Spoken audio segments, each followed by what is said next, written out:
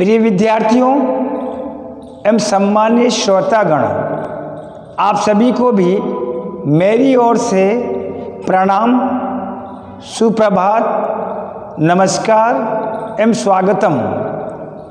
BSc भाग द्वितीय के समस्त विद्यार्थियों का आज के व्याख्यान प्रस्तुतिकरण में हार्दिक अभिनंदन।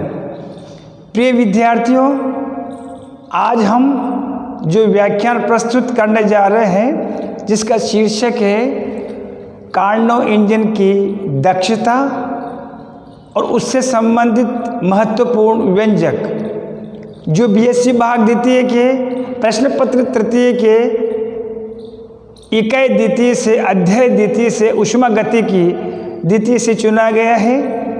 प्रिय विद्यार्थियों, विगत व्याख्यानों में हमने कार्नो इंजन की दक्षता, जो आज का हमारा शीर्षक है, से संबंधित विभिन्न व्यंजक सूत्र की उत्पत्ति हमने कक्ष में उत्पन्न की थी, जिसमें ईटा बराबर W प्लस W1 बराबर W/Q2 बराबर Q2 माइनस Q1/Q2 बराबर T2 माइनस T1/T2 था। इसको हमने समीकरण नंबर 18 के रूप में जो है चिन्हित किया था। इन विभिन्न व्यंजकों को, विभिन्न पदों को हमने समीकरण नंबर 18 के प्रथम, द्वितीय, तृतीय और चतुर्थ पदों में उपविभाजित किया था। और हमने विगत व्याख्यानों में हमने विस्तार से आत्ममंथन किया था, विस्तार से हमने चर्चा की थी कि कार्नो इंजन की दक्षता का मान जो है कभी भी इकाई नहीं हो सकता।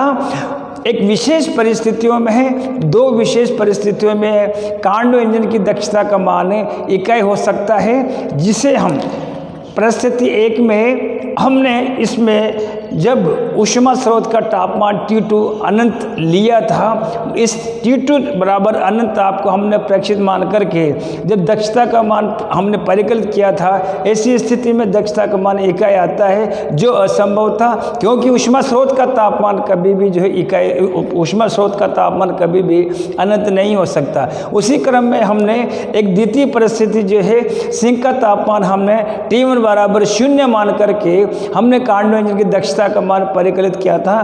तब जाकर के कार्नो इंजन की दक्षता का मान जो है इकाई प्रेक्षित किया गया था, कार्नो इंजन की दक्षता का मान इकाई परिकलित किया गया था। ये भी सर्वथा गलत है, असंभव है, क्योंकि परम ताप का मान ब्रह्मांड में ये में 0 नहीं हो सकता। और इस प्रकार से इस कार्नो इंजन की दक्षता का प्रमुख मूलभूत आधार यह है कि कार्नो इंजन की दक्षता का मान इकाई नहीं हो सकता, इसका मान सदैव इकाई से कम होता है।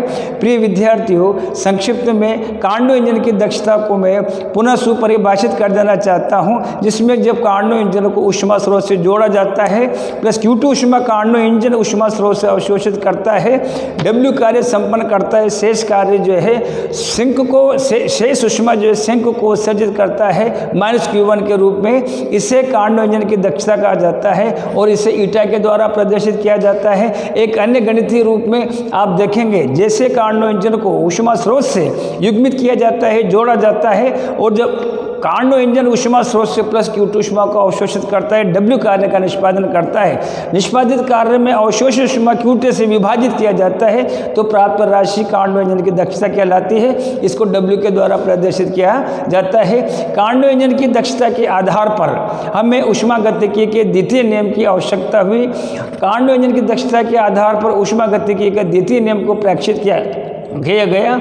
इसके ऊष्मागतिकी के द्वितीय नियम के अलग अलग वैज्ञानिकों के अनुसार जो है इस वो दक्षता के आधार पर जो है अलग अलग परिभाषा है, जो है हम यहाँ पर सुपरिभाषित करते हैं। पहला वाला जो वैज्ञानिक था वो थे केल्विन ने 1850 में 2-3 कार्नो इंजन की दक्षता के आधार पर आगे हम जो है अगला वाला जो शीर्षक है ऊष्मागतिकी के द्वितीय नियम की भिन्न भिन्न परिभाषा है, जिसको कार्नो इंजन के आधार पर जो है हम परिभाषित करते हैं। इस शीर्षक को हम आगे बढ़ाते हैं। कार्नो इंजन की दक्षता के आधार पर ही अगला वाला आज का हमारा जो शीर्षक है वो शीर्षक है ऊष्मागतिकी के द्वितीय नियम की भिन्न भिन्न परिभाषा है।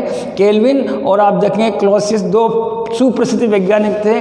केल्विन ने बताया कि जब कोई भी ऊष्मा इंजन को ऊष्मा स्रोत से युग्मित किया जाता है तो कार्य की प्राप्ति तभी संभव होगी, कार्य तभी सतत रूप से प्राप्त होगा जब अवशोषित ऊष्मा को ग्रहण करने के पश्चात कार्नो इंजन शेष ऊष्मा सिंक को उत्सर्जित करे, सिंक को स्थानांतरित करे।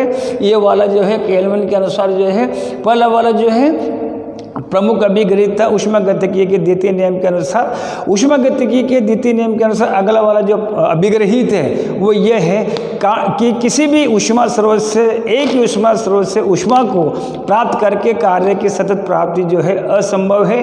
अगला वाला जो है हमारे पास में जो है केल्विन के अनुसार जो है कि किसी भी चक्र के लिए, जीवन की किसी भी गाड़ी को चलाने के लिए, लाइफ को चलाने के लिए स्रोत के साथ साथ सिंक का होना भी जरूरी है। प्रिय विद्यार्थियों, 3 प्रमुख अभिग्रहित हैं। इन प्रमुख अभिग्रहितों में जो महत्वपूर्ण कार्नो चक्र एक ऊष्मागतिकी एक तंत्र है, एक प्रक्रिया है जिसके आधार पर हमें व्यावहारिक जीवन की विभिन्न घटनाओं, प्रतिक्रियाओं के आधार पर समझाया जा सकता है, समझ सकते हैं, घटनाओं को समझ सकते हैं। किसी जीवन चक्र को चलाने के लिए आप देखेंगे इसमें जिस तरह से केल्विन ने सुपरिभाषित किया, केल्विन ने अपना सिद्धांत प्रस्तुत किया कि एक ही ऊष्मा स्रोत से लगातार ऊष्मा ग्रहण करके यदि हम उससे कार्य का निष्पादन करें, संपादन कर रहे हैं तो ये असंभव है। अर्थात जीवन रूपी चक्र को चलाने के लिए 2 पहिए, 2 व्हीकल, 2 हमारे पास में चक्र जो है ऊष्मा स्रोत और सिंक के रूप में होना आवश्यक है। और अगला वाला जो इसका अभिग्रहित, अगला वाला जो सिद्धांत केल्विन का जो था ऊष्मागतिकी से द्वितीय नियम से संबंधित है कि आप देखेंगे कि ऊष्मा को जब कार्नो इंजन ऊष्मा स्रोत से अवशोषित करता है तो कार्य का, इस ऊष्मा का कुछ भाग ब्रह्मांड में जरूर परिवर्तित होगा, तभी जाकर के शेष ऊष्मा का भाग कार्य में रूपांतरित होगा।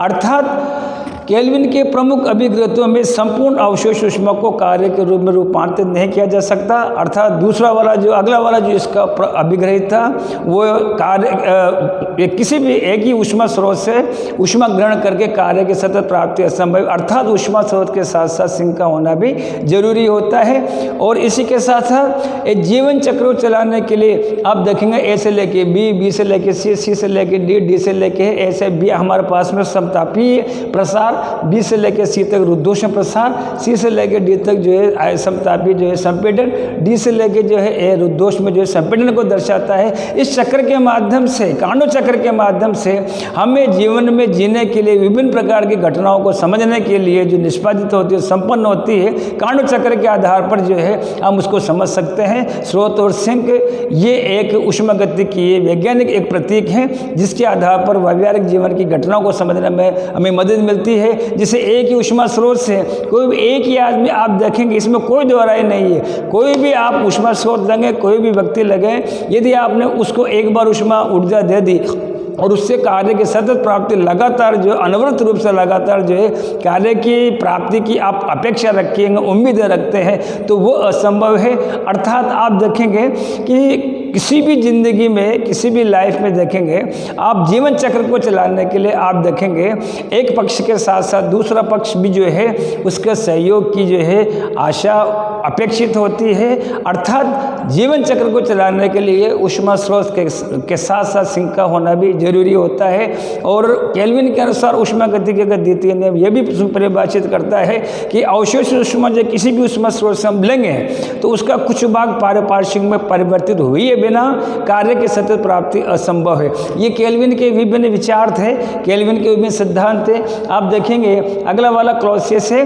क्लॉसियस ने आप देखेंगे यहाँ पर इस पूर्ण चक्र के आधार पर एक महत्वपूर्ण निष्कर्ष जो निकाला, उसमें ये निकाला है कि ऊष्मा का प्रवाह उच्च क्षेत्र से निम्न क्षेत्र की ओर होता है। जाहिर सी बात है, यहाँ पर जब ऊष्मा इंजन को ऊष्मा स्रोत से अवशोषित करेंगे, करने के बाद साथ कार्य का निष्पादन होगा, संपादन होगा, शेष ऊष्मा सिंक को देगा, तो इससे इस वाले नतीजे पर, इस वाले परिणाम पर हम पहुंचते हैं कि ऊष्मा का प्रवाह उच्च क्षेत्र से निम्न क्षेत्र की ओर होता है। अगला वाला आप देखेंगे कितना जटिल आरेख जो है कार्नोट चक्र का हमने श्याम पट्टे पर आरेखित किया है, जिसमें ए से लेके बी तक समतापी प्रसार, बी से लेके सी तक जो रुद्धोष में प्रसार, सी से लेके डी तक जो है समतापी संपीड़न, और डी से लेके जो है रुद्धोष में जो है संपीड़न को दर्शाता है।